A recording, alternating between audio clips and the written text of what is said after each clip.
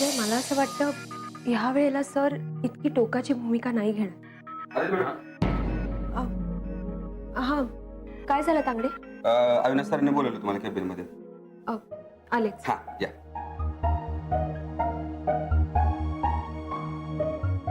आलेच.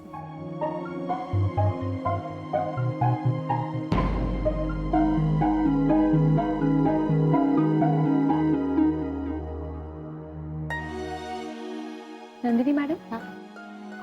अविनाश सर. अगं हो, ते येतील म्हणून सांगून गेले. बस ना तू.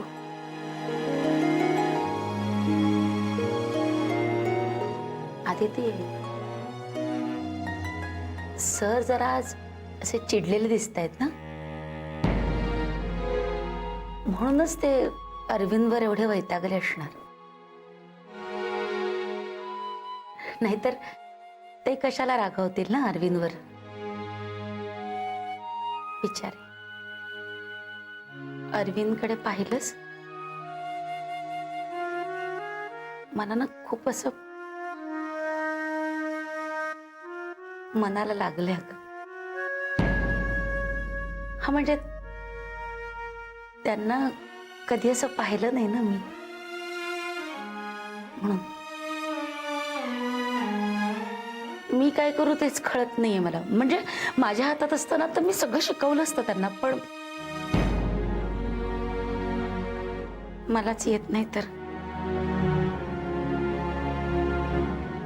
आणि त्यात म्हणजे इतक्या वर्षांपासून सवय आहे ना एकमेकांची. कितीही वैतागले, कितीही बोलले तरी ते दुसऱ्या डिपार्टमेंटला शिफ्ट होणार हे सहनच होत नाहीये मला. नंदिनी मॅडम, हे बघा, असं काहीही होणार नाही. आणि आता तुम्हीच म्हणालात ना, सर वैतागले होते म्हणून बोलले असतील ते. पण एकदा का सरांचा राग शांत झाला ना, की ते समजून घेतील. तुम्ही प्लीज काळजी नका करू.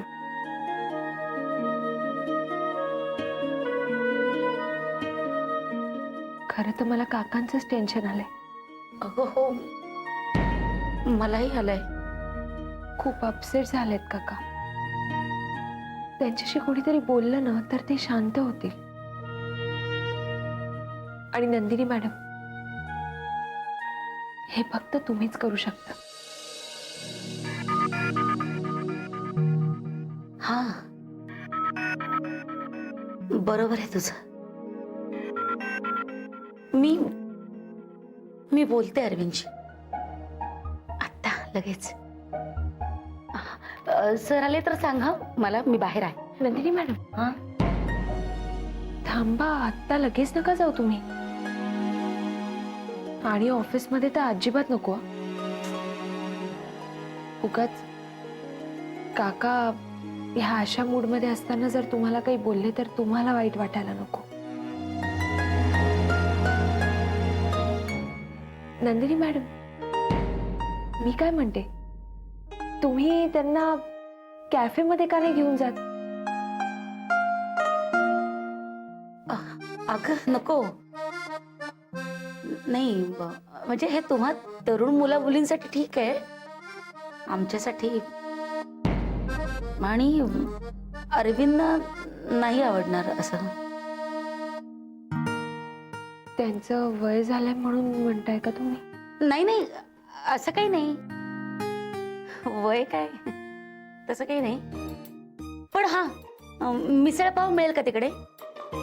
नाही, यांना खूप आवडतं मिसळपाव.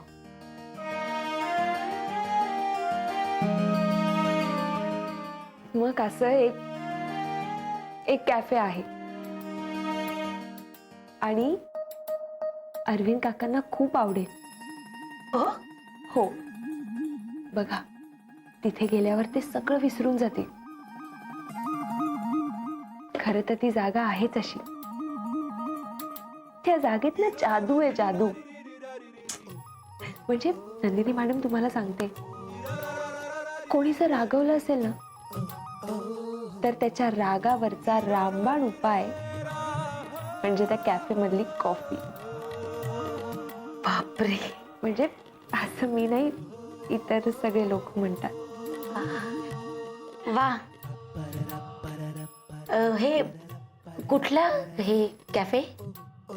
Cafe moonlight.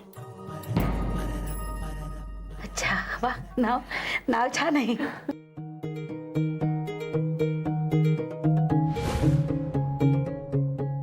हाय.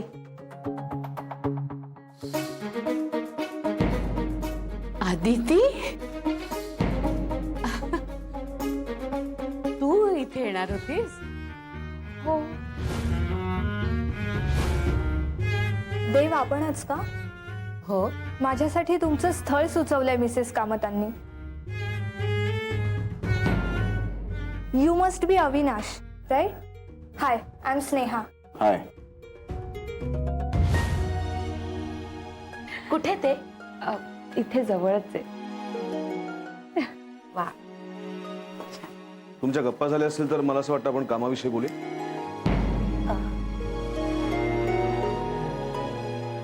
नाही, काही नाही.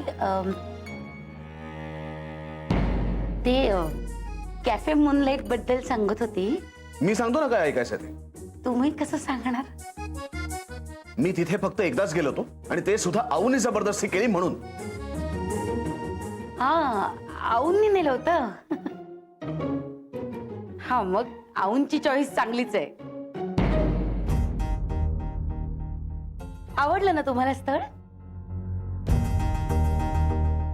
प्लीज, मला त्याच्याबद्दल काहीही बोलायचं नाहीये. आणि मिस दाभोळकर, तुम्ही हे सांगायला नको होतं.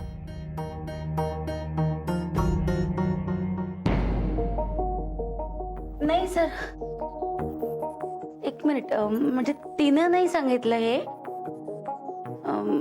मी विचारलं तिला. तेच सांगायला नको होतं मिस दाभोळकर. तुमच्या पोटात काही राहत नाही का? सॉरी सर, पण तुम्ही उगाच तिच्यावर नका चिडू. म्हणजे मी तिला सांगितलं सांगायला. नंदिनी मॅडम, तुम्ही आऊंना गणपतीपुळे आणि तीर्थक्षेत्रांच्या ट्रिपच्या डिटेल्स द्या. तुमची वाट बघतायत त्या. हो, ओके सर. नाही, तुम्ही थांबा, मला तुमच्याशी बोलायचंय.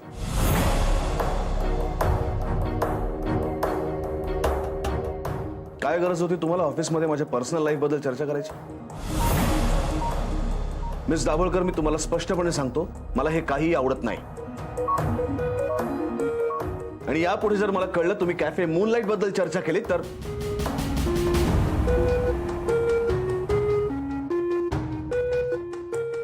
सॉरी सर, पण तुमचा काहीतरी गैरसमज होतोय. गैरसमज? मी स्वतः ऐकलंय कॅफे मूनलाईट बद्दल.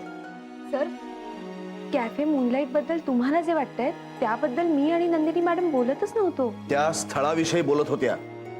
सर, स्थळ म्हणजे ती जागा, प्लेस, ते ठिकाण. Cafe moonlight. आम्ही त्याबद्दल बोलत होतो सर, त्या जागेबद्दल. आणि तुम्हाला वाटलं स्थळ म्हणजे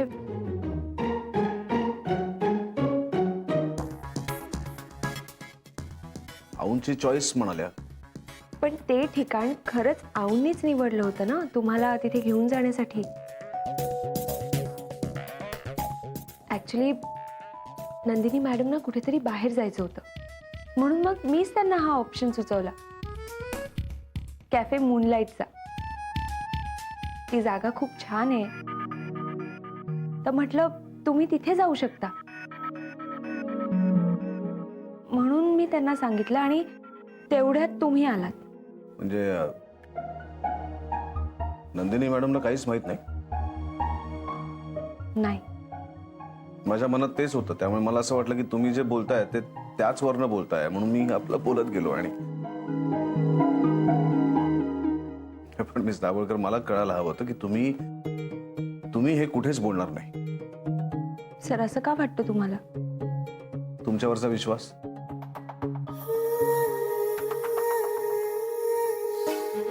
आजवर तुम्ही कामाच्या बाबतीत तो विश्वास खरा ठरवलात, पण मला असं वाटतं की कुठल्याही बाबतीत तुमच्यावर विश्वास ठेवू शकतो.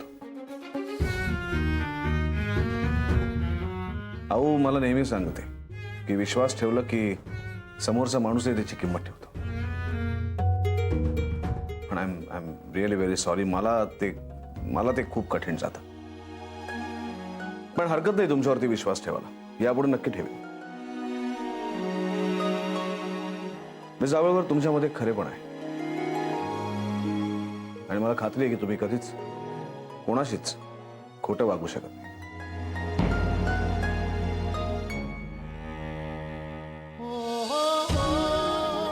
तुमच्या जागी दुसरी एखादी मुलगी असती तर त्यांनी आतापर्यंत या विषयाचं खूप मोठं गॉसिप केलं असतं.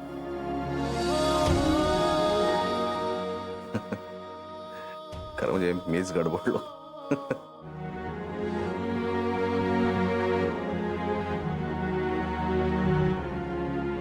Cafe moonlight.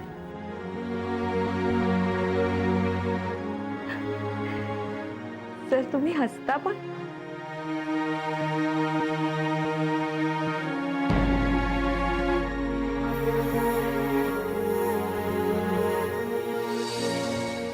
Sorry sir. मी हसू शकतो. I can.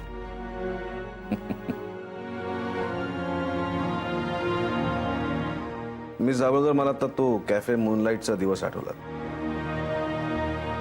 पहिल्यांदा तुम्हीच मुलगा बघायला आलात असं मला वाटलं, म्हणजे ऑफिसचा नियम माहिती असून सुद्धा. सर पण तुम्ही सुद्धा तिथे मुलगी बघायलाच आला होतात ना. ते हौसाठी. लग्न नाही, किमान मुलगी बघण्याची तिची हौस पूर्ण व्हावी म्हणून. सर पण तुम्ही लग्न का नाही करत मग?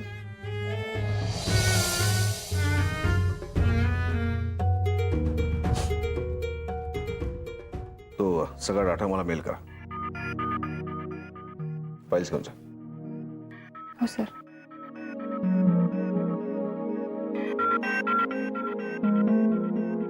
Sorry sir.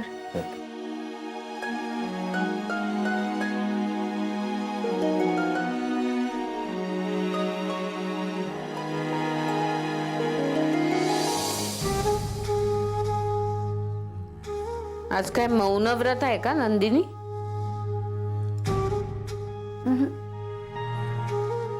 अगं मग बोल काहीतरी. तू समोर आहेस हे जाणवू दे ना. काय झालंय? बस इथे बस, तू बस.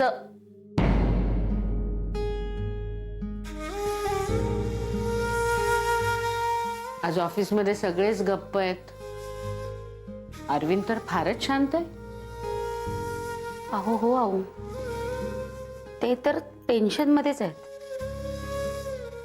मी आउटडेटेड होणार असा काहीतरी विचार मनात घर करून बसलाय त्यांच्या, आणि सतत हेच बडबडतायत. तसं काहीही होणार नाही, डोंट वरी. हो पण त्यांनी ऐकायला हवं ना ते, आणि कुणाशी काही बोलतही नाहीत. तोच विचार करत होते मी, त्यांना ना कुठेतरी बाहेर न्यायला हवं मोकळ्या वातावरणात. चांगली आहे कल्पना, नाही की मग? पण कुठे जाऊ, काय सांगा ना आऊ. ते आता मीच सुचवू का? सांगा ना आऊ. अरविंदला चमचमीत खायला आवडतं ना? हा. मग तू त्याला कॅफे मूनलाईट मध्ये घेऊन जा. नको नको, कॅफे मूनलाईट नको. बाई ग आऊ, एक वेळ राणीचा बाग चालेल, नॅशनल पार्क चालेल, शिवाजी पार्क चालेल, पण कॅफे मूनलाईट नको ग बाई. का ग, एवढं काही वाईट नाहीये ते. नाही हो, म्हणजे नसेल ते वाईट, पण बाई ग त्या कॅफे मूनलाईटचं नाव घेता क्षणी सर एवढे चिडले माझ्यावर, भास रे भास. म्हणजे काय झालं, मी आणि आदिती कॅफे मूनलाईट बद्दलच बोलत होतो, तेवढ्यात अविनाश सर आले आणि चिडलेच. बापरे अहो, एखाद्या हॉटेल बद्दलचा एवढा राग का असतो एखाद्याच्या मनात? नाही म्हणजे अविनाश कॅफे मूनलाईटचं नाव काढल्यावर चिडला? हो.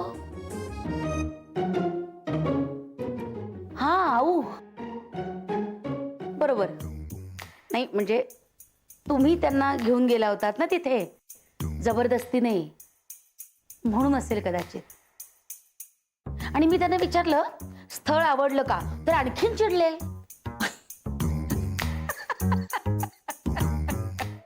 अहो, तुम्ही हसताय. तो चिडणारच. तू त्याला स्थळ आवडलं का असं विचारलंस ना? हा, हा काय तुला विचारायचं होतं स्थळ म्हणजे ते कॅफे मूनलाईट, पण आम्ही तिथे एक स्थळ बघायला गेलो होतो ना. तिथे आदिती भेटली योगायोगाने, नाही का मी सांगितलं तुला? हा, हा. मग अगं बाई, बापरे. तो सगळा गोंधळ त्या कॅफे मूनलाईट मध्ये घडला होता. हो. बाई ग. अच्छा, आत्ता कळलं मला. स्थळ या शब्दाचा सरांनी घेतलेला अर्थही कळला आणि त्यांचं त्यामागचं चिडणं सुद्धा कळलं. कळलं ना? मग आता तो विषय परत काढू नकोस. अजिबात नाही. आऊ, एक विचारू? नको. असं म्हटलं तरी तू विचारणारच. विचार. अविनाश सरांना लग्न या गोष्टीबद्दलचा एवढा राग काय मनात?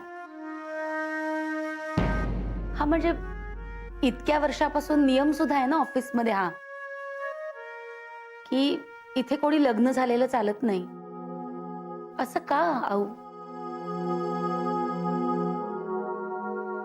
काय झालं एवढं? नंदिनी, तू एक काम कर. हा.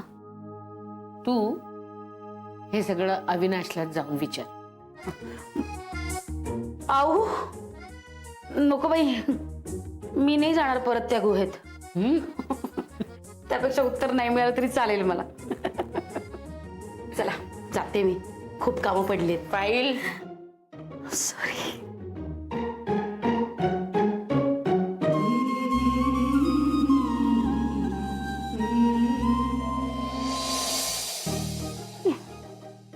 बापरे, सगळाच गैरसमज झाला होता. म्हणजे मी काय बोलत होते, सर काय बोलत होते आणि नंदिनी मॅडम मात्र वेगळंच काहीतरी बोलत होत्या. म्हणजे लोकेशन आहे कॅफे मूनलाईट आणि तिघांचं बोलणं मात्र 3 वेगवेगळ्या दिशेला. बरं, हेही मला कळत होतं की सर खूप वैतागले, पण आता मी तिथे काय बोलणार त्यांना? पण गोंधळ लक्षात आल्यावर मात्र ते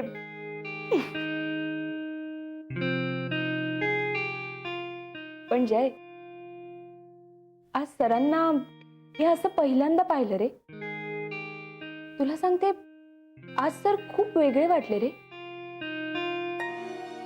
त्यांना असं हसताना मी पहिल्यांदा बघितलं. अदिती, म्हणजे तू पहिली अशी एम्प्लॉई आहेस जिनी अविनाश सरांना हसताना पाहिलं. आणि हे जर कुठल्या न्यूज रिपोर्टरला किंवा न्यूज चॅनलला कळलं तर सगळ्यात पहिली मुलाखत तुझी घेते. हा, एक मिनिट. याच त्या अदिती मॅडम ज्यांनी अविनाश देव यांना हसताना पाहिलं. मॅडम, तुम्ही प्लीज एक्सप्लेन कराल का? काय? अगं पण बघ ना, जुन्या कुठल्याही एम्प्लॉई कडनं तू हे कधी ऐकलंयस का? अविनाश सर हसले होते वन्स अपॉन अ टाइम. पण तुला माहितीये, मी सरांना असं विचारलं, सर तुम्हाला हसताही येतं? तू सरांना असं विचारलंस? खरंच मी सरांना असं विचारलं. मग ते विचारलं तर ते त्यावरही हसले. तू आजची तारीख, वेळ आणि तिथी लिहून ठेव, कारण हा योग पुन्हा कधी येईल कोणालाच सांगता येणार नाही. तिथे नंदिनी मॅडमलाच विचार, त्याच सांगतील तुला. कारण हे सगळं हसणं सुरू होण्याआधी सर त्यांच्यावर खूप चिडले होते. बरं, कारण त्यांनाही माहित नाही आणि मीही सांगू शकत नाही. पण आदिती, सरांनी तुझ्यावर विश्वास ठेवलाच ना. तू काहीही सांगणार नाहीस यावर सरांना विश्वास आहे. सरांना प्रत्येक बाबतीत विश्वास आहे जय. पण आज त्यानंतर सर जे काही म्हणाले ते ऐकल्यावर मला मात्र टेन्शन आलं. आपल्या आजूबाजूच्या लोकांनी आपल्यावर खूप विश्वास ठेवलाय रे. सर माझ्या कामावर खुश असतात नेहमी, पण या एवढ्याशा गोष्टीवरून ते आज खूप चिडले.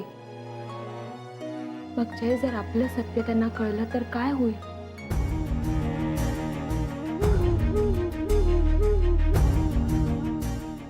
म्हणजे नोकरी जाईल ते सोड, पण सरांनी ठेवलेल्या विश्वासाचं काय?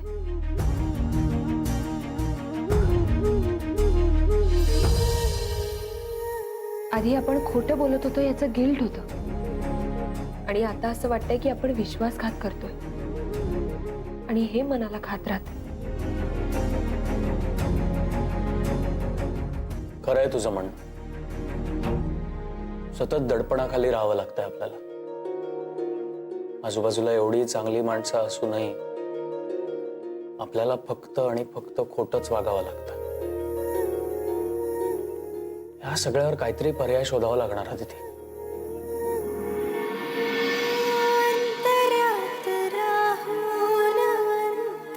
आपण ही नोकरी सोडू शकत नाही, पण दुसरा काहीतरी मार्ग काढावा लागणार. तुझ्या सवे